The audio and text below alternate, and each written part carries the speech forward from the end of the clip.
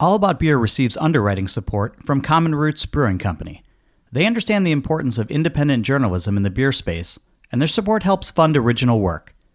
Learn how you can affordably support journalists by visiting allaboutbeer.com/support.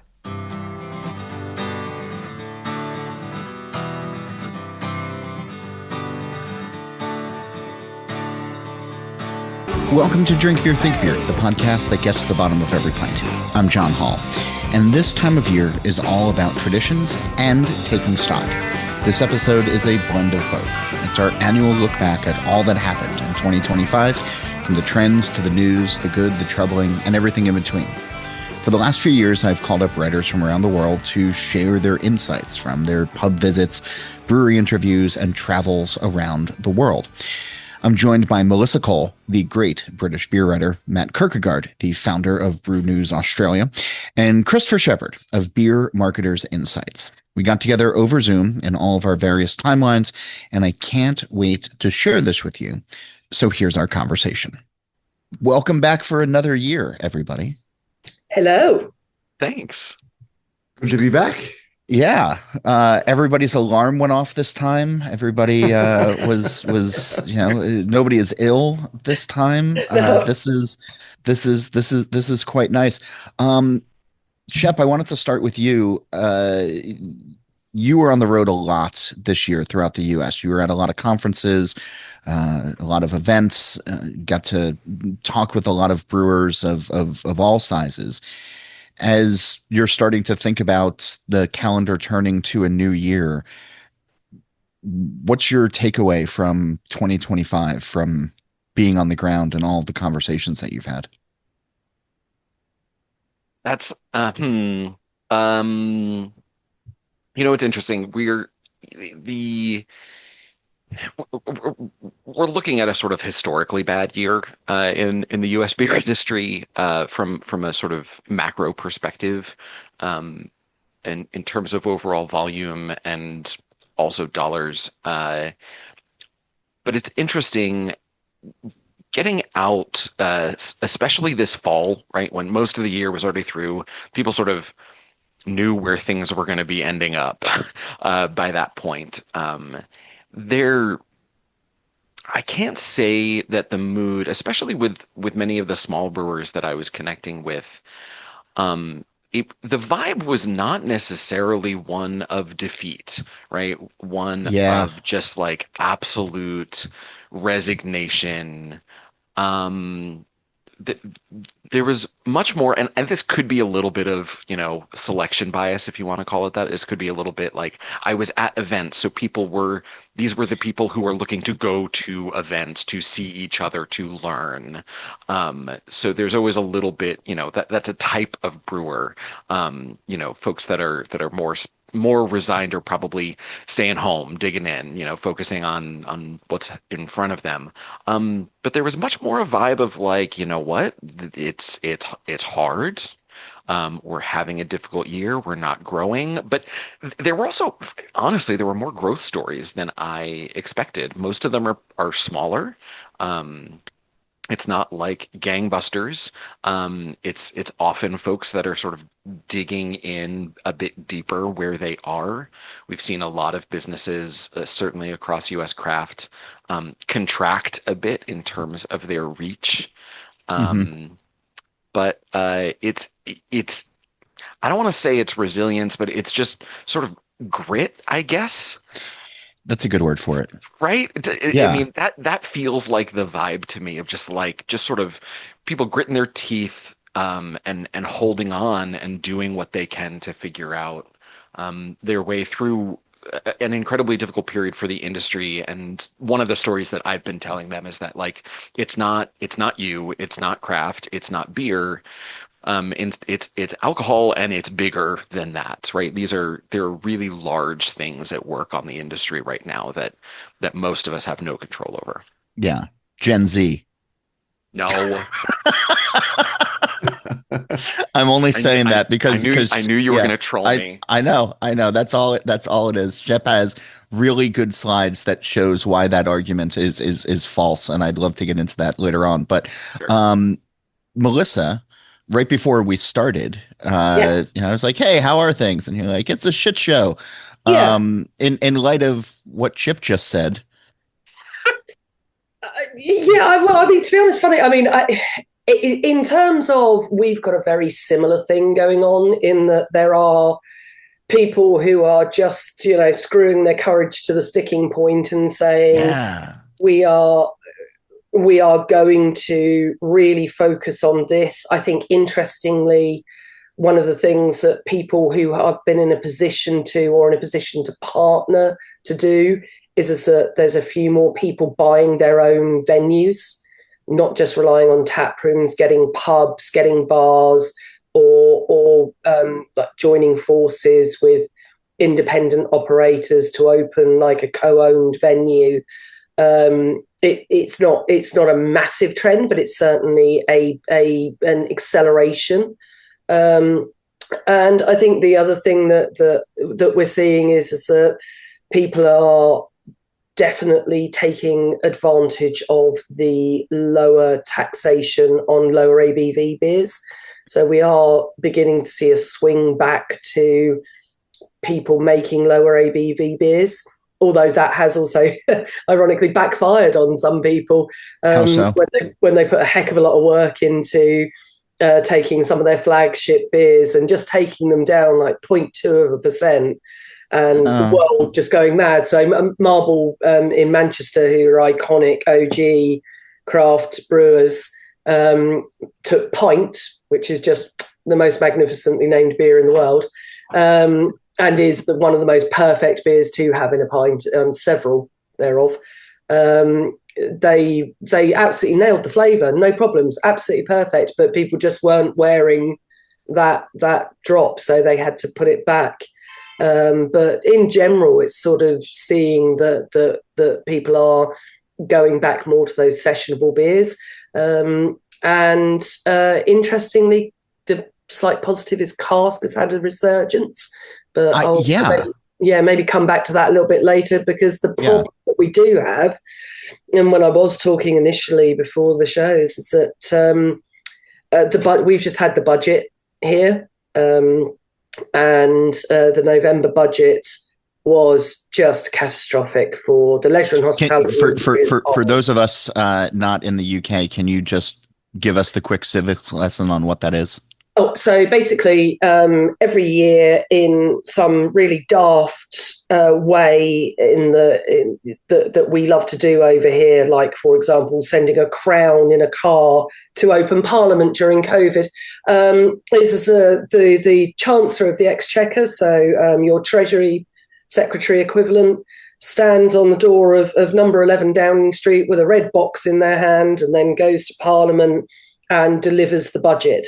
And that sets the fiscal goals for the year, and also says, right, this is what's going to happen to tax, this is what's going to happen to national insurance, this is what's going to happen to business rates, so commercial property taxes in your terms. So it says, this is the investment we're going to put in the police, the NHS, the train systems, blah, blah, blah, blah. Okay. So it's all about how your taxes are going to be spent, and whether we're going to put any more taxes on you, is the long and short of it. Now, the problem is that pubs keep on getting hit with varying tax rises. So whether that be national insurance, which is where we put money into the National Health Service, social services, the welfare state in general, and also income tax, and also the national minimum wage, and also business rates. And this comes off the back of the problem that we don't own an awful lot of our own electricity, our own power. So when the world's power problems came around, we've been paying for EDF, for example, which is French, German, Italian companies, and actually basically subsidizing other countries' electricity. So the amount of rises that have come for pubs, along with an increase in alcohol tax, has really been problematic. And now all of the transitional relief that was offered during the pandemic for business rates or commercial property rates, as you guys would call them, is just about to come undone. And pubs will now pay typically 76% more in business rates, while people like Amazon on their giant warehouses will only be paying about 16%. And that sucks. Yeah. It's more than a little bit unfair. It's not just 3-year-old tantrum. I don't like it. This isn't fair. You won't give me that lolly when I've already had 4. This is just bullshit.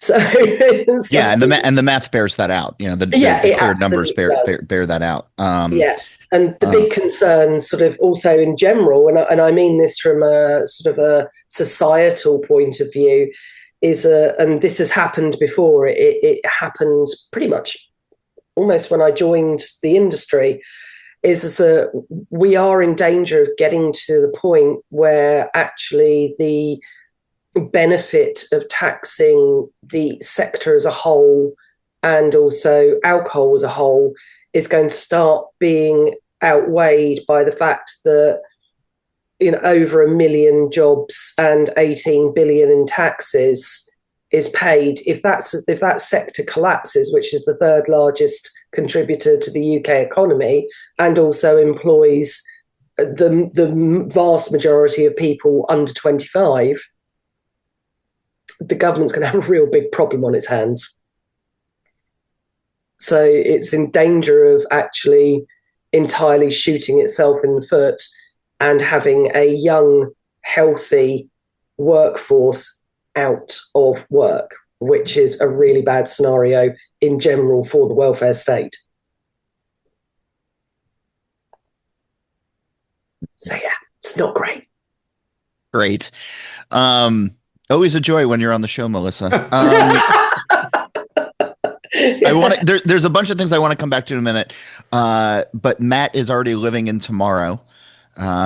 He is joining us from Brisbane. Good you're morning. Led for getting up this morning, and I'm not talking about the cricket with you. Yeah. But Matt, what's the? You've heard what Chris said. You've heard what Melissa's saying. I know you're still plugged in with brewers and the beer scene. Australia, as we've talked in the past, has taken cues from the US, from the UK. It's run its own race in a lot of ways. It's been a couple of tough years. I think we started to see some of the industry problems emerge there first a couple of years ago. What's the story on the ground there as of now? It's interesting that you say that, John, because I stepped away from full-time beer writing around about 2 years ago, but still very plugged in, and you socialize a lot with a lot of people. And I think the thing that strikes me the most when I'm not surrounded by it day to day is how little most people think about the craft brewing industry. So, I think it's a real shock to people who live it, and particularly when you've got your entire life wrapped up in your craft brewery, that normal people don't give it too much thought, which is so against the narrative for breweries. If we do this, we're going to survive. We need to make ourselves more, this, or most people just aren't thinking about it. If they want a beer, they'll just have a beer.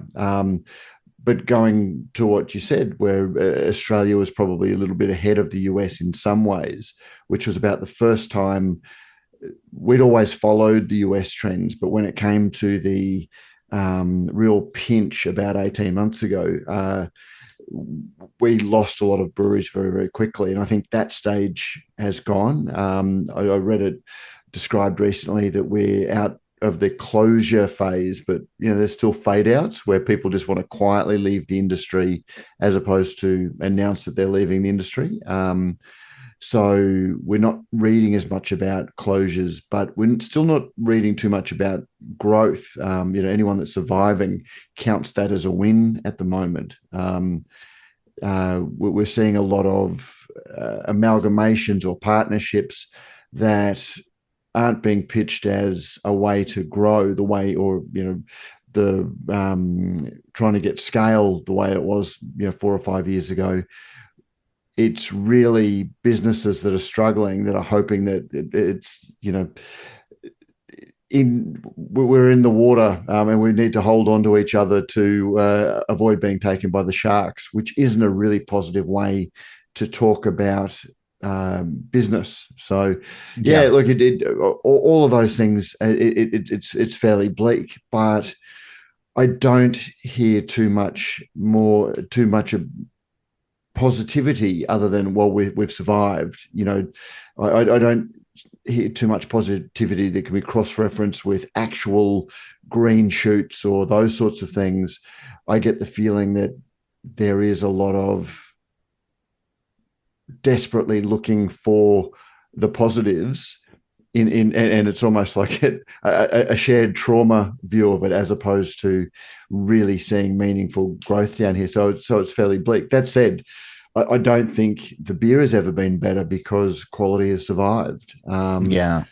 So there's so much good beer. The most interesting thing that I think, when you look at the mega cycles that often happen across any industry, is the beers that breweries are turning to are the beers that I would term as being the ones that were made in. Do you remember the quaint old days when it was called boutique beer? But before hops swept the market and it was IPAs, everything, breweries are talking about their new stout or their new English ale, and all of the beers that, I remember drinking those in the late 80s, early 90s, which was the very first craft beer or boutique beer movement. They're the beers that people are talking about. That and Japanese lagers or Mexican lagers are the beers that breweries are jumping onto. And I'm not sure if you noticed, John, I'm wearing the Defend Pilsner shirt that was very prescient when you launched it about 5 or 6 years ago. That's a collector's item now. I like that. Shep, I so much of what Matt said, I feel I'm seeing in what is driving growth in the industry or what people are flocking towards. There's not as much line life that there used to be. Even something like Goose Island Bourbon County Stout this year didn't seem to have the same juice behind it that it did in years past, with social media being flooded with early morning lines at Binny's or things like that. But I see people walking out of a liquor store with a 12-pack of lager, and Costco selling the Deschutes Kirkland lager, I think is a great example of just people looking for well-made simplicity. Do the numbers bear that out?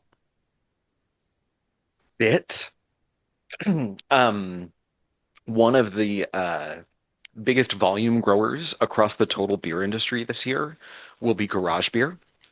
Oh, sure, the Kelsey Brothers. Which is the Kelsey Brothers backed brand that was sort of an offshoot from, started at Braxton. They spun it Ohio, off, right? And then, they spun it off, and the guy who took it sort of brought in the Kelsey Brothers. They sort of go back a ways. So, in terms of just actual volume growth this year, Garage Beer will be up there. They've got a huge amount of growth. We'll see how much of that sticks. A lot of that is distribution. A lot of that is, placements in retail. But they're not alone. They'll be, Deschutes is getting a huge amount of growth from the Kirkland Lager, and there are umpteen examples of brewers going here. I still don't think we should call it the year of the lager. I still am not sure that we should call 2026 the year of the lager. But here's the thing: consumers are coming around to recognizing, what? This beer that I recognize as this tastes like beer the way that I thought beer was. It's just hitting it a little bit better. It's a little fuller. It's a little crisper. It's maybe a little bit better executed.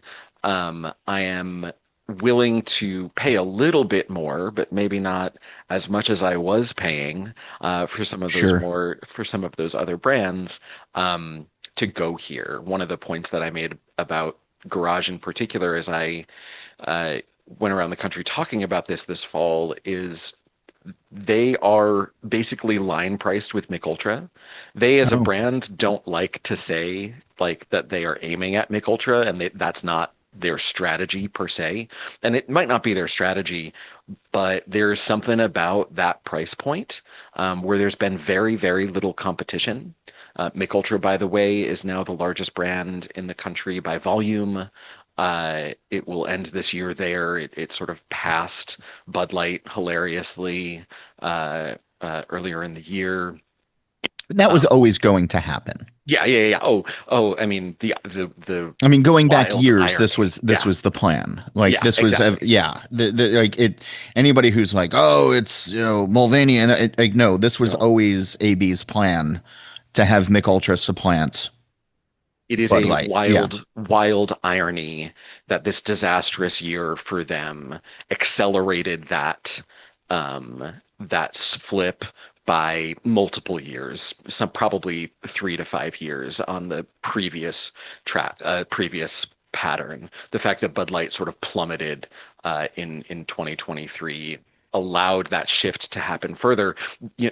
AB's where AB is in the country now is very, very interesting. They just announced a deal. They are buying Beatbox, big sort of uh, wine aligned, but it's not wine at all. Party Punch brand That on sounds Friday. horrifying.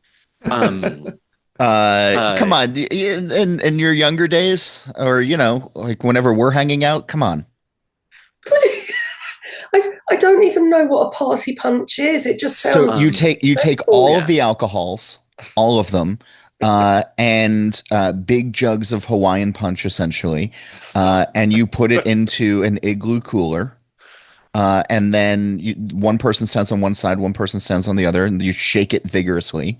And then you roll up your sleeves, you grab a red Solo cup, and you just kind of dunk it in. You just kind of like put the cup in and scoop it out. That's what beatbox is.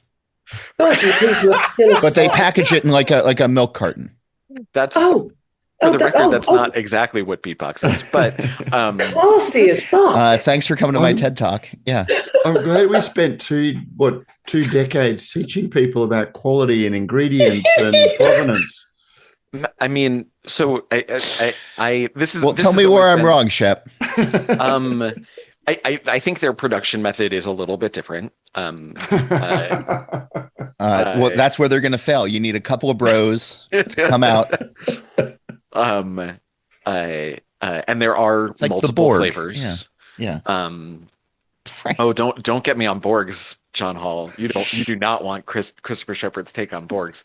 Um, uh, but Matt, your point is sort of salient, and I think that one of the things that we are one of the sort of difficult things for I think craft brewers to look at in what is happening in the US is this recognition that like, you know what, to the point that you said earlier, most people actually don't care.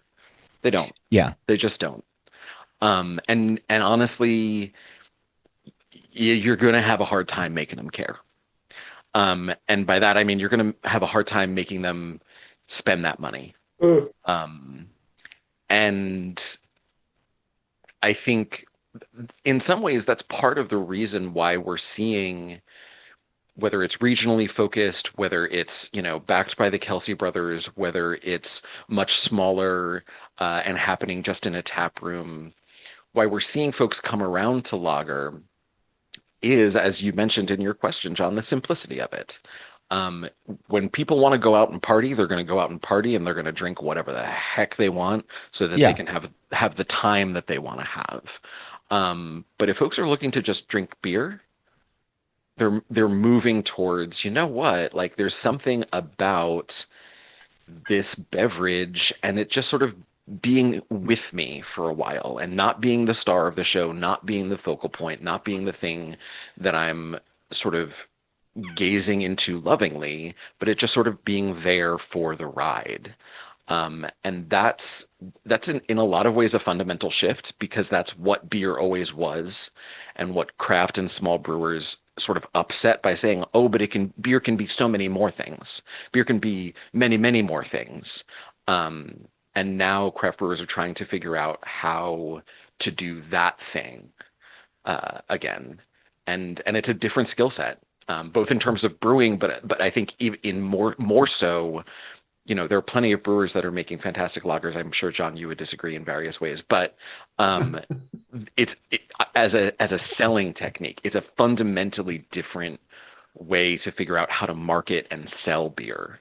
Oh, I know what you're alluding to. That's fine. But listen, does what Chris is saying, does that square, like, because I want to go back to the pub aspect of this, and being out of COVID, and you mentioned this was like the first year, I think, in a long time that I didn't see the headlines of cask ale is on death's door, but cask ale is growing, and younger people are drinking it again, and older people are rediscovering it, and it's the pleasures of the pub. And there's this article in the Times this morning about folks who are out on the meeting, the meeting market, get off the apps and go sit at a bar. There's a Time story about that this morning. Like I feel like the pub is becoming it's relevant again. And but again, to Chris's point of, it doesn't have to be, oh, I have my mocha stout, or I have my, Azaka aged, double barreled IPA. Like, it's just like, we're going to have a couple of pints, and it's, beer is going into the background again, but that's the foundation. And that's, in some cases where it should be for importance. Sorry, I stepped on you there. No, you're absolutely right. I think it very much is. I think there's also, there's almost a new generation of pubs as well, like quite stripped back pubs. So they're not trying to have, there's not a fruit machine in the corner, there's not a pool table, there's not this, there's not that. We're not worrying about making sure that there's food in there, and it's just a local boozer. And that is, if you get really lucky, they've got some toasties. Which is sort of a grilled cheese sandwiches. But there is an element of that ease coming back to pubs. So they're just social hubs. And obviously that stripped back nature of them as well means that you don't have to carry a load of stock. You don't have to have a lot of staffing overheads and da. But there's also an element of a lot of people are trying to save what would otherwise be, sort of local community backstreet boozers from disappearing or being redeveloped. And there's and it's really nice. And I think that's sort of striking a chord, as you say, with a generation that quite frequently, as far as I can tell, and this is purely anecdotal in a lot of ways, that actually are tired of being tied to their phones and tired of everything being done through an app. And because they had to basically live their entire lives and some very formative years of them during the pandemic, when they should have been out exploring and finding themselves and social mores at that point. And they've sort of gone, do you know what, I'm actually okay. And I think also there's an element of confidence about going into places like this, because they are designed as community places, as opposed to having that snob factor of going into a bar where there's all these incredibly complicated beers and some sneery dude in a tweed hat standing behind and braces standing behind the bar going, oh yes, but did you not know about this amazing new IPA? Or this, mixed fermentation, yes, that would be £14 for a third, please. I think, that really is good. And also I think, again, it's that whole thing that is just such a, I say it most times I appear on probably on this, on lots of things, it's the new generation doesn't want to do what the old generation did. They're not necessarily interested in all of the, mad 18% barrel age, blah, blah, blah. A lot of them are in the sober curious category. And whilst they might want a couple of drinks for a bit of Dutch courage on a date, or because they're in a slightly unfamiliar territory, they also don't want to get battered. So it's funny. It's go funny ahead, that Melissa says that, though, because that was one of the things that spurned the experimentation and the craft beer, the hop craze and everything, was because it was described as a generation not wanting to do what the generation had done before, and it was all macro lagers and there was no choice, and suddenly there was this wild experimentation. But that age group runs through the people who want that move through the demographic spectrum, and a new demographic comes through. And going back to what Chris was saying, that beer, when you look at what beer is, are people willing to pay more, or what is it as a fundamental thing? Is it just something to sit in the background while you socialize? That was the thing that craft beer really defied for a long time. But the gravity is that's exactly what beer is. Wine coming from grapes that are harvested once a year, and then you spend the rest of the time selling it. Beer's strength was always that you harvest the grain and you can store it, and then you can make beer 365 days a year, which automatically changes the fundamental nature of what it is as a product. It doesn't have that exclusivity. It doesn't have that vintage aspect. It is a product that can be made every day, and it has to be the same as it was yesterday and the day before and the day before for that consistency. And that's one of the key things that anchors the perception of it in our place.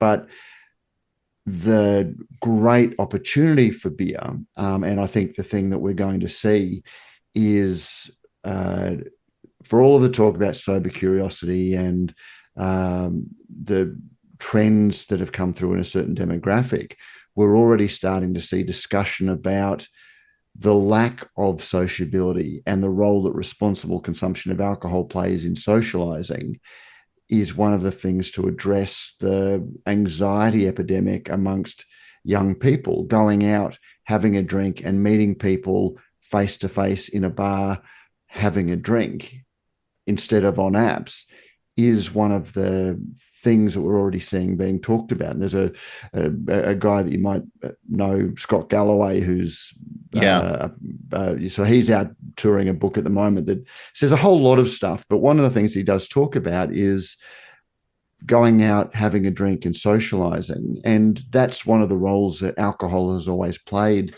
in sociability, is the feelings that we get, the positivity, but also the trust. And you can start talking about Dunbar's number, that it was alcohol that allowed us to grow civilization beyond tribes of 150. And, whether that's true or not, but that element that beer as the thing that we share, the,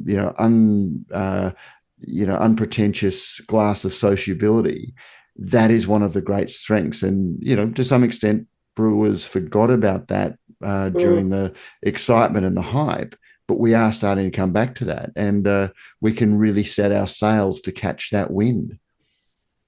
And the Scott Galloway stuff is really interesting to me because in a lot of ways he talks about young male loneliness, and there is I've seen it with younger folks that I know, and I'm saying like in their 20s, who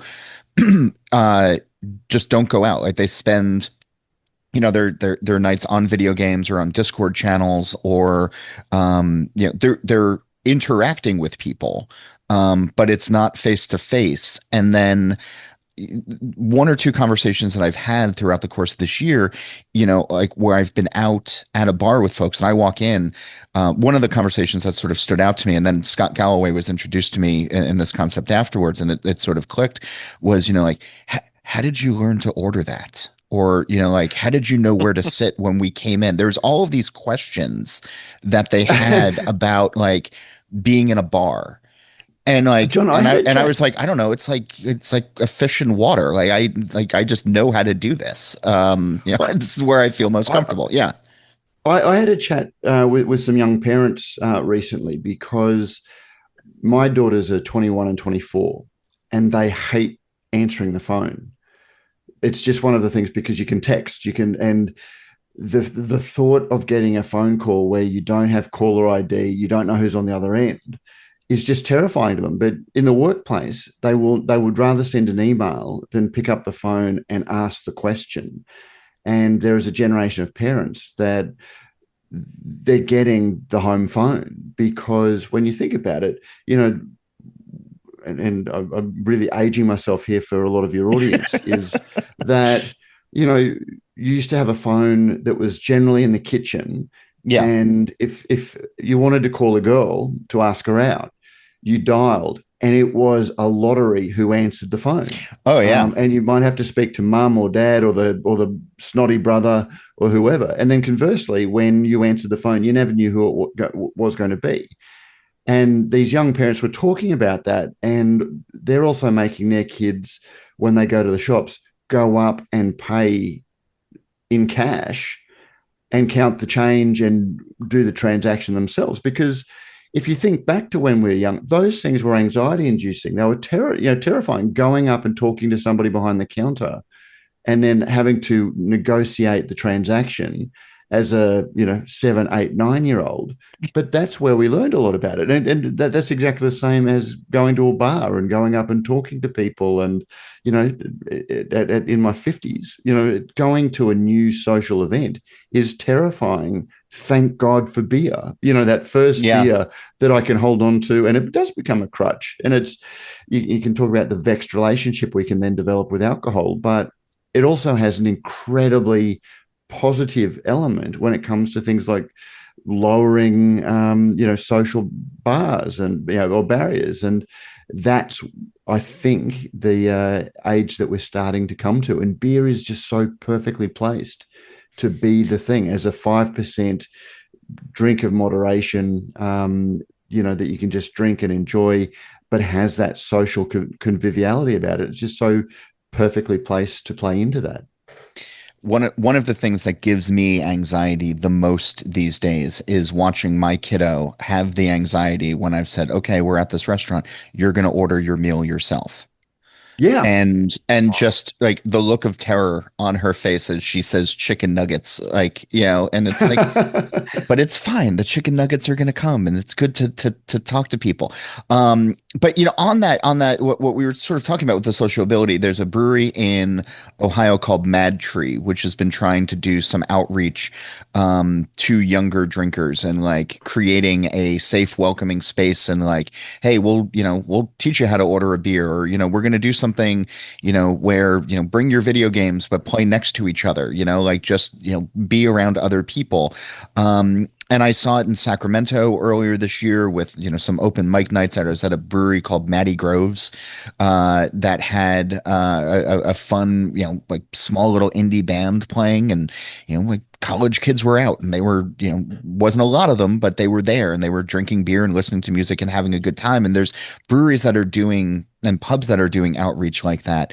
But Melissa, sort of going back to where we were before on, the pub culture in the UK is so strong, and like I'm comfortable walking into most places, but there's also, a lot of pubs that I've walked into in the past where it is a very locals place, and I am not a local, and you get that sort of look, and, and that can be daunting for that younger generation. Have you come across, any breweries or pubs, you said welcoming spaces, that some of the new ones that are opening up, but have you come across ones that you think are doing it exceptionally well? And if so, what are they doing?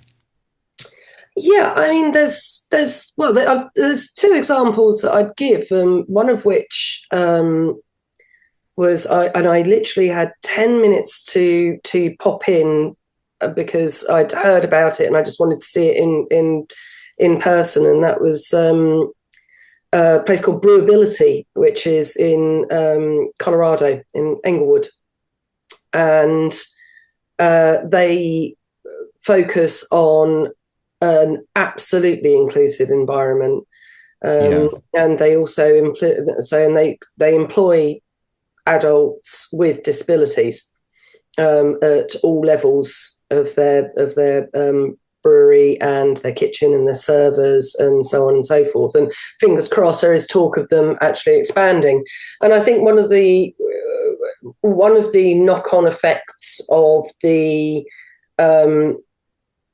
both gender and racial lack of balance within the craft brewing movement is also that people will then also completely ignore anybody who doesn't fit an even slightly stranger mold in their eyes, because that's not what they understand. It's scary, don't know what to do with it, don't know what to do with somebody who's neurodivergent or who's got learning difficulties or whatever. So therefore that needs to go somewhere else. We don't know what to do with that. I've had to intervene, for example, when somebody's being turned away from a bar for being drunk, when it's very clear that they actually just have a palsy of some description. So I think there's still a gap there. And I think the places like Brewability, I'd really like to see more. There's actually one in the UK called Ignition. And in the UK, I think there's another brilliant place, which is called Tap Social, and they employ ex-offenders, and they give them skills to go out into the wider world, and they work with people both inside prison and outside prison as well, which I think is absolutely fantastic.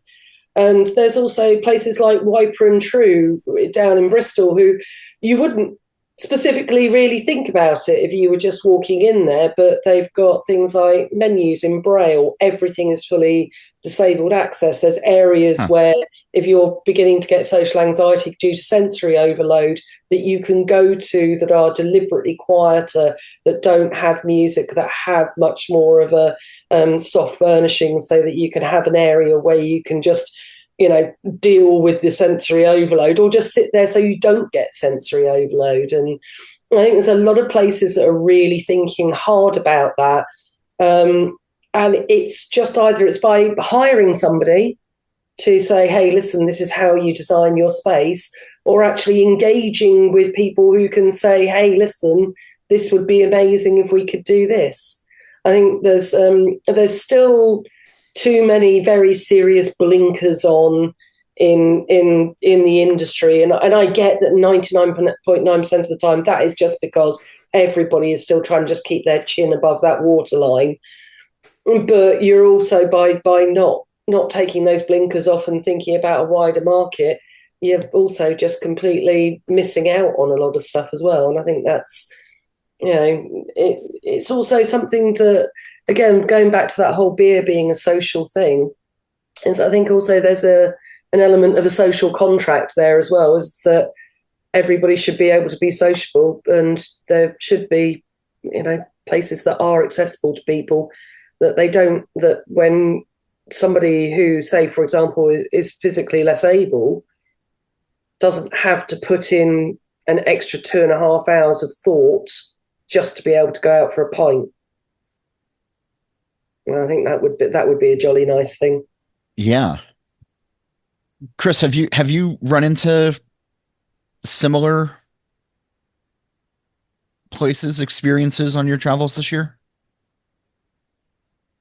I can't think of any precisely the way that Melissa is talking about. I'm actually, if it's okay with you, I'm just going to take this in a different direction, because I think please. that I first of all agree wholeheartedly with everything that Matt and Melissa have been talking about, and the importance of sociability and how beer fits so well into that world. And this point about accessibility, Melissa, is is well taken. I do know that there are lots of breweries and on-premise operators who are thinking very carefully about this and thinking about it in a very different way and doing amazing things. Accessibility applies to affordability as well.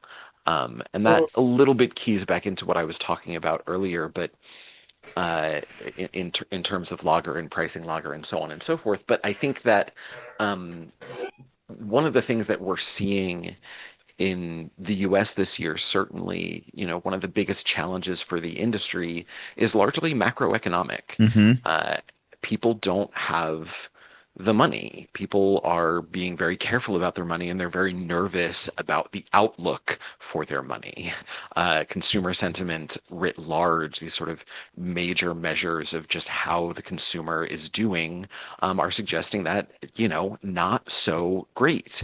Yeah. There's a certain word being floated around, and and it's interesting though. I wrote this piece over the summer because we're feeling that in beer, we're feeling that in alcohol. We're having that sense that the impact on the consumer is one of the biggest pressures on the industry right now.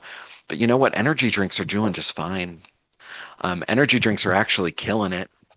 Energy drinks are growing double digits. Monster, in particular, has had a great year. Their alcohol business, not so much, but their core business, and that's true globally, but including in the U.S., is doing fantastically. One of the reasons that they point to, or that some Wall Street analysts have pointed to, is they finally sort of cracked the nut on figuring out how to sell energy drinks to women, which is sort of hilarious.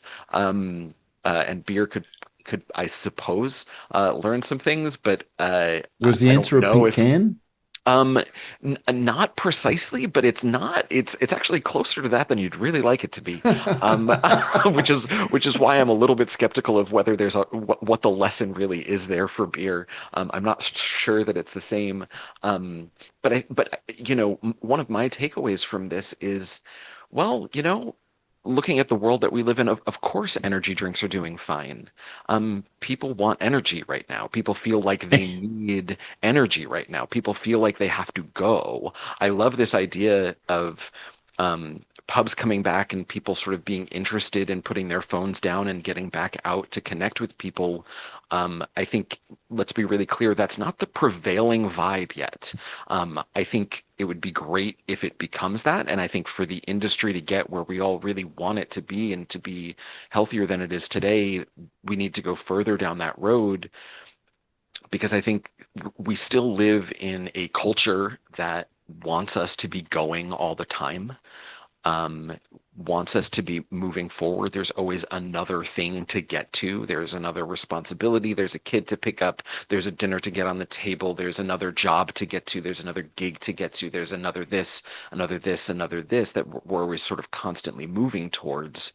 And, our digital culture values that. There's always something to swipe to.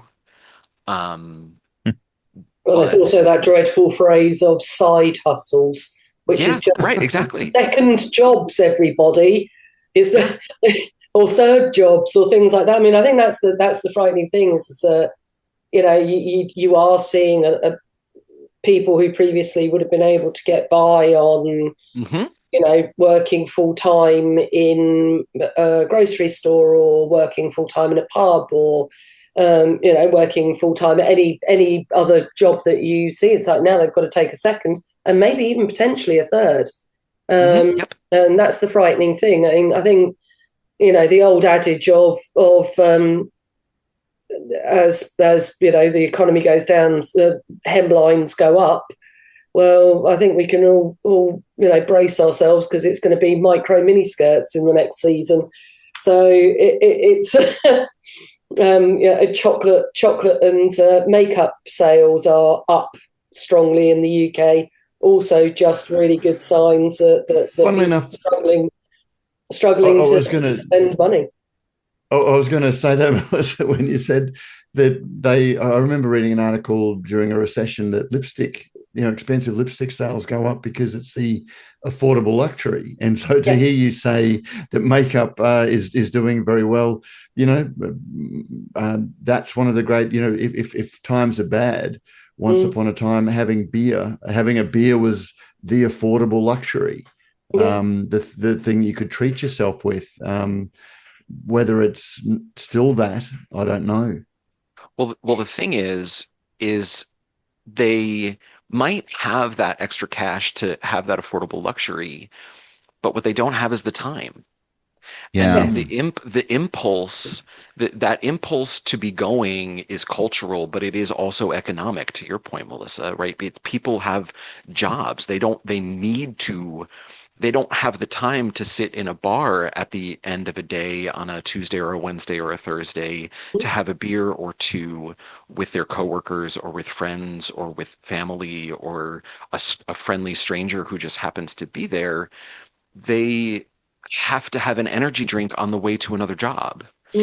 Yeah. So that they can keep going. And I'm oversimplifying that, obviously, but there's also the pull of home as well, where when you are going and you're full of the energy drinks, the idea of going someplace else is exhausting, And I mean, Michael Roper of Hopleaf in Chicago during COVID was saying, his biggest challenge was comfortable couches and Netflix, and how, during the pandemic, everybody put money into their living spaces, and and then that brings in THC and CBD and everything else, but I could go home and binge a show and have a drink or have a gummy, or I could go to a loud place, or there's a lot of those other factors as well. Sorry, Shep, I stepped on you there. No, not at all. And I precisely, there was this piece in the Atlantic that I pointed folks to in one of our publications last week that was about our vices, and how our vices as a country have gotten really, really isolated. And he sort of, the writer focused on three of them and the sort of shift from drinking to THC use, whether that's cannabis or from other forms, that it because you can't generally do that in public, you are having to do that more in private, in your sort of intoxicant of choice. But he also talked about the shift in gambling, from largely being an in-person thing to largely being a digital and private thing. And I'll be the one who throws it in there. He also talked about pornography, and the sort of shift from and sex in general, that there's this sort of move towards isolation in all of these ways. I think we can throw gaming in there as well. You talked about it before with Mad Tree trying to get folks to come and bring their video games to the to the tap room, which I love. But it's this notion of like, that's socialization, right? Like for many young people, is playing a video game with somebody across town, in a different state, in a different country, and talking to them at this, while playing this game. But that's the social interaction that isn't anxiety inducing. Unless you're a woman. as far as I can tell, gaming online as a woman is a very anxiety inducing thing. I've heard that, unfortunately, as well. Yeah. But also all those things, Shep, that you just mentioned, and especially the online gambling. I mean, when you watch football, American football on Sundays, every studio is named after a betting parlor. Every commercial is trying to get you to, I mean, folks are blowing hundreds of bucks, if not more, on a weekend where that could go to socialization, but instead it's going into how well your fantasy player is doing. And I'm not disparaging folks who do it, but I mean, it's another hit on the wallet that didn't exist in this capacity even 5 years ago. Correct. Yeah, the legalization in the U.S. of that of sports betting, in particular, it's bananas. The growth of that industry is fully wild. And I will also say it's just not good. I mean, you've got such a problem over here with it, because young men in particular are targeted every turn, every single turn, every sports match, every advertising thing in between, sort of blokey shows, if you want to call them that. It's horrific. There's probably a reckoning that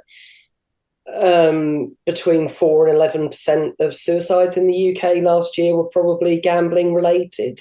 Good Lord. And the really scary thing is that like 80%, about 85% of gross online betting profits come from about 5% of customers. So the problem gambling issue, it's like they target them. They say they don't target them. They do. It's a really, really, really dark place. And the other problem as well is that there's a big targeting of stay-at-home mums, and the timings for those adverts as well. So it's a frightening space here in the UK, and I genuinely think that there's if there isn't something put in place to contain it, there's going to be a can kicked down the road that isn't going to be a can. It's going to be a grenade, and it's going to go off. It's really horrific.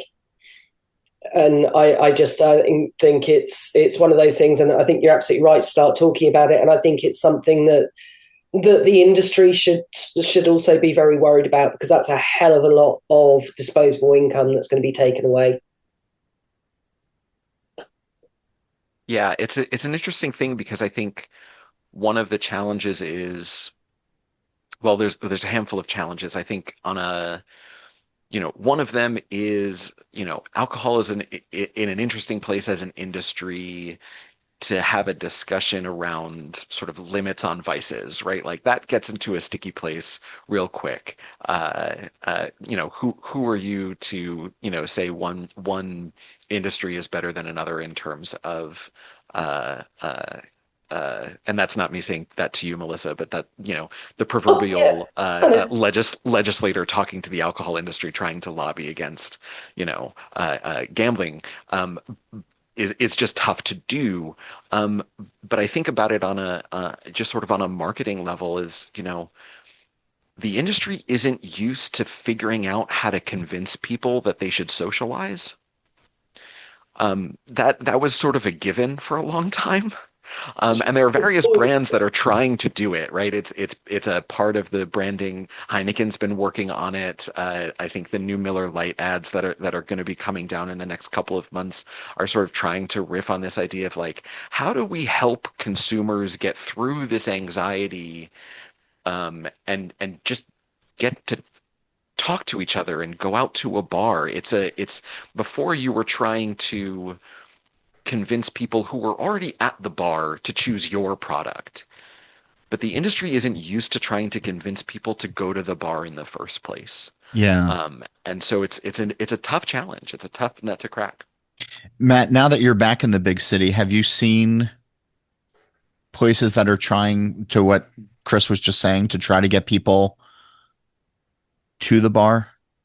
Absolutely. Yeah. And one of it's really interesting because you do see things that suddenly become repeated across a lot of places, and so everyone starts to do it. So you never know whether it's a hype trend or actually a sustainable movement. But a lot of venues are having run clubs, for example. We're seeing that post-COVID, when borders were closed down, people were joining running clubs or hiking clubs and those sorts of things.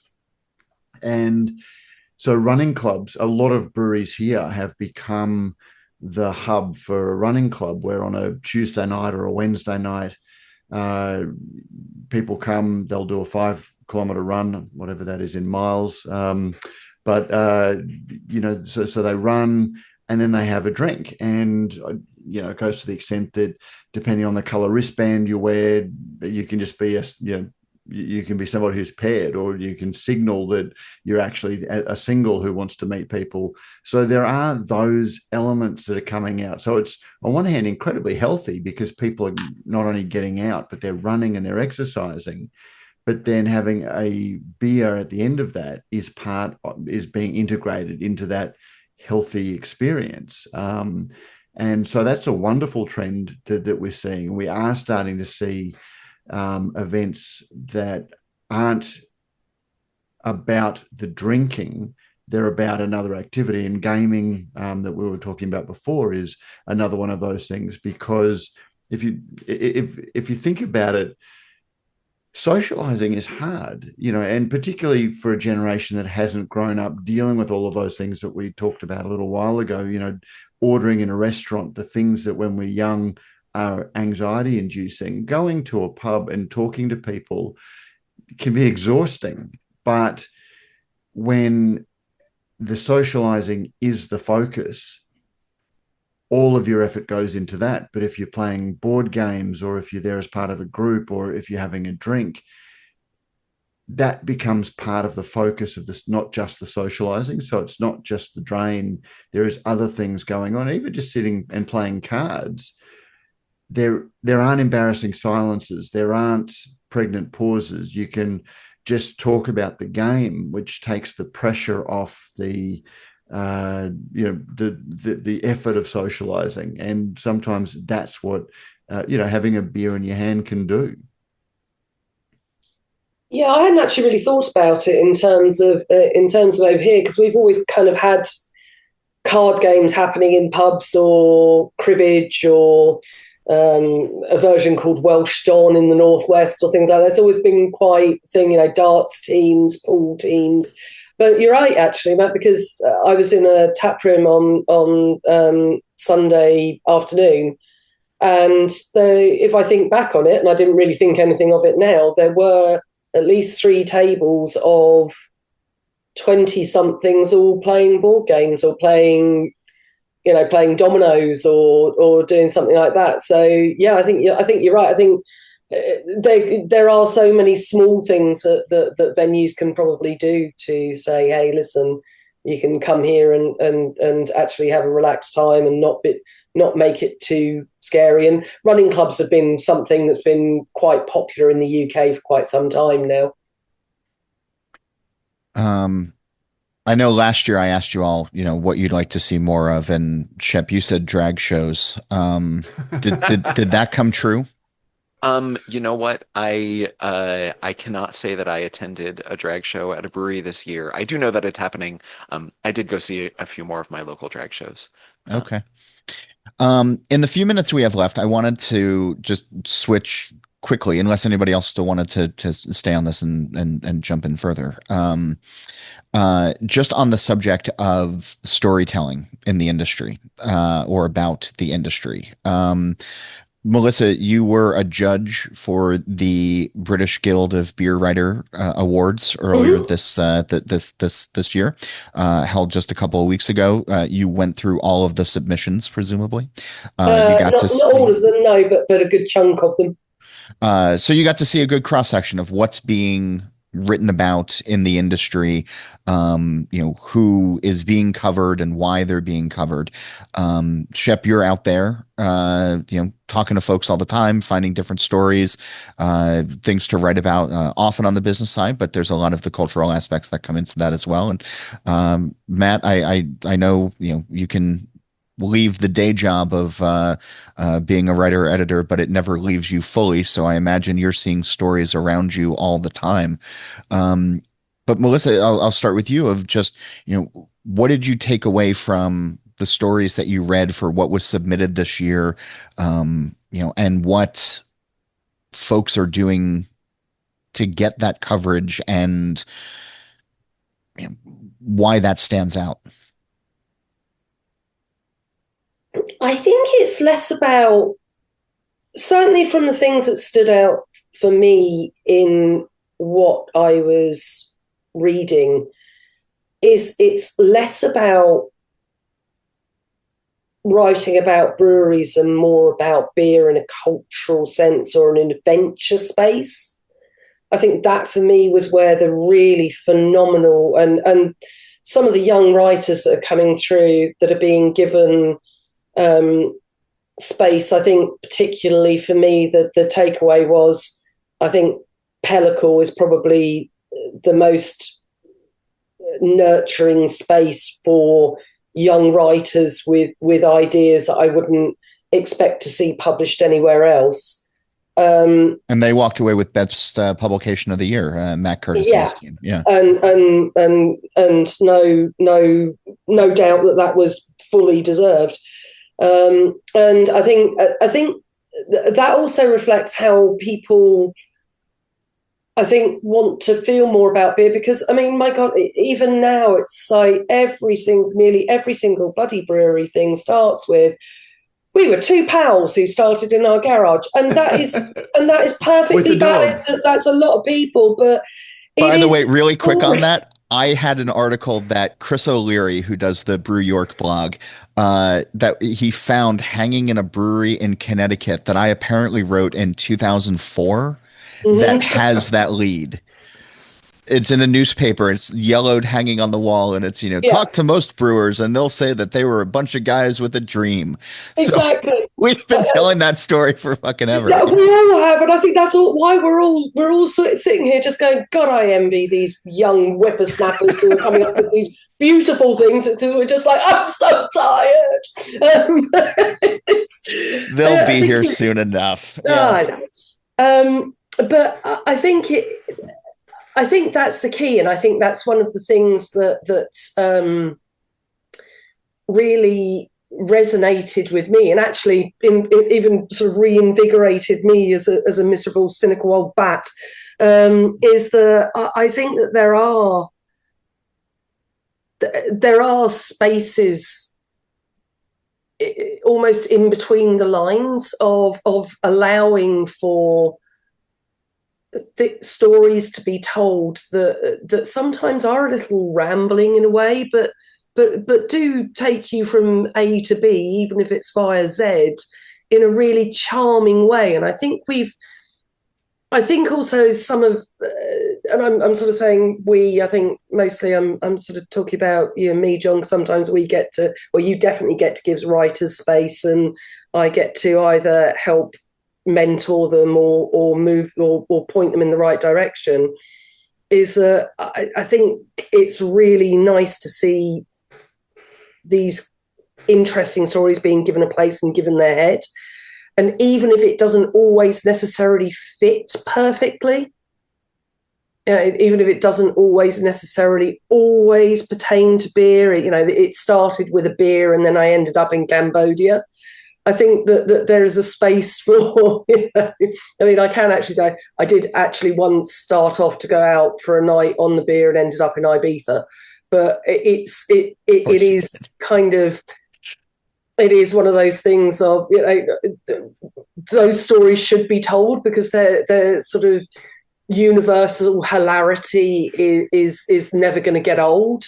It's why you enjoy telling people you saved me from a stalker in Spain who was trying to give me what we're absolutely sure were totally fine chocolates. Totally fine chocolates. He was a naughty. The one time I wasn't there, that's how you wound up in Spain. But yeah, exactly. Yeah. Well, trying to get us karate chopped in Philadelphia or whatever it was. I believe your text says all the times I've been in mortal danger, you've been the cause of it, Melissa. Which yes. I'm not gonna lie, I'm really proud of. But I think there's an element of, and I think also this is another thing that we can do to help that generation who has got that anxiety, who has got that, I don't know where to start. It's like, great, listen, hey, I tell you what, I guarantee that you won't end up with a group of complete strangers in a circle of caravan communes just outside of Wales, which was like 4.5 hours from where you started your night. If you don't do that, you're doing better than I did when I was young. So I think there's elements. I think we've forgotten that the business of beer can be fun, and those of us who have the opportunity to open the doors a little bit should maybe do that a little bit better, to that fun element. Yeah. Anyway, I've told a lot of people some stories there that I'm sure my parents will be delighted to hear about. Shep, what about you though? Of the stories that you're looking for, that, you know, you were talking about the overall vibe, and that when we first started, and that sort of builds out of conversations that you're having that then you can put into slides for presentations and then actionable items. I mean, what are you seeing as, you wish people were talking about a little bit more? I'm still stuck thinking about Melissa and fun and having fun, but I think I'm gonna. Sorry. This notion of the fun that was had. Delight, Shep. You are a fucking delight. And I'm thinking about, when I think about sort of solving for this malaise, I would love to see more stories about that aren't necessarily centering the beer, but are centering the fun. And I think, arguably marketing for the beer has done that for a really long time. But there's something about, I want to hear more about what folks are doing with the beer, and maybe not as much about the beer, and a reminder for folks about what's possible. And that's weird for a business reporter to say. My job is numbers, and I'm not writing a ton about the culture, as you say. Like it comes into it, but it's never really the focal point. But the stories that I enjoy reading the most, the stories that I enjoy hearing the most, are stories about what's happening to people, what's happening to people that beer got them there, or beer was a part of that story, but it is rarely the story. I don't know if I have a better answer for you than that. No, I like that answer. And Matt, that sort of pivots to, I mean, when you were getting pitches as an editor, when you were covering all of the breweries and the, in the bars in your country, and, like, what was missing back then, and where, should those business owners, where should those marketing folks, where should they be, in your opinion, putting their thoughts in trying to get the message out? Is it what Shep is saying, going beyond the beer? Is it, refocusing? Yeah. No, and well, that's being reductive is the worst thing that you can do. As an editor, I just got sick, of every brewery opening starting with three blokes got together over homebrew in a shed. Exactly that story you're talking about, because that becomes the narrative, that becomes the industry. Oddly enough, the thing that excited me most, and I never really wrote, about beer in terms of this is the latest hop, it tastes of wet granite and gooseberry, or, swirl your glass, or things like that. The thing that fascinated me about beer, and the things that I wanted to write, is the world is a huge and complicated place, but I just realized that you could shrink anything that you wanted to talk about and fit it in a beer glass. You want to talk about trade policy or Trump's tariffs, stainless steel, aluminium. You want to talk about global warming, raw ingredients. You want to talk about, we're talking about the anxiety epidemic amongst young people, socialization and beer. Anything that you want to talk about in the world can be shrunk down and looked through the prism of a beer glass. And that's, I was thinking when you guys were talking earlier, and particularly, it was funny when Chris said, "Oh, look, I don't know that," without putting words in your mouth, I'm a business writer. I love hearing you talk about beer because you always distill it back to much broader trends. I think we become too insular when we sort of, and it just the industry became horrible in so many ways when it was, this is the one and only way to clean a beer glass. This is the best beer glass, and it became, what are the 5 best beer glasses? Once you drink your beer in a glass, not a can, you have made the biggest change you're ever going to make in terms of enjoying the flavor. It can be a washed out Vegemite jar if you're in Australia, or, it can be anything else. But we became so caught up in what's the next trend, what is the right way to do things. Let's just look at beer as the way that it fits into our lives, because it's been there since the beginning of civilization, and it's always hopefully going to be there. Well done.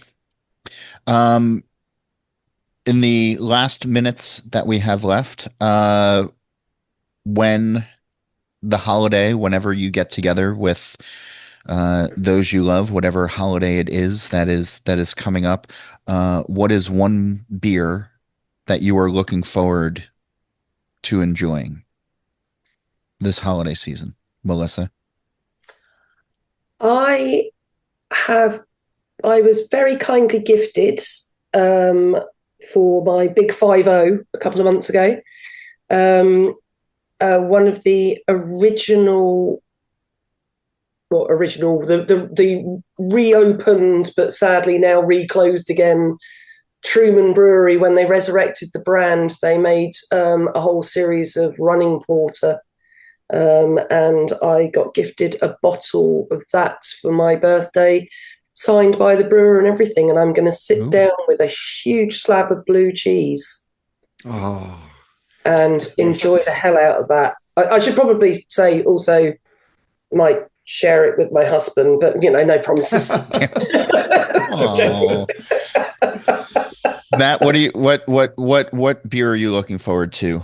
Funny enough, when I was just while I was waiting for you guys to come on, I was looking at my news feed, and it was all of the top 5, going back to what I was saying just before, the top 5 things for beer and the rules that you need to adhere to for beer and food matching. Oh no! And I love I love beer and food. It was one of the things that I love. But Christmas for me is brined turkey and Duvel, one of the all-time, one of the great Belgian beers, and as well as blue cheese and a Scotch ale. There are all of these favorites, but I only have turkey at Christmas, and Duvel just goes so beautifully with it. And so that's what I'm looking forward to.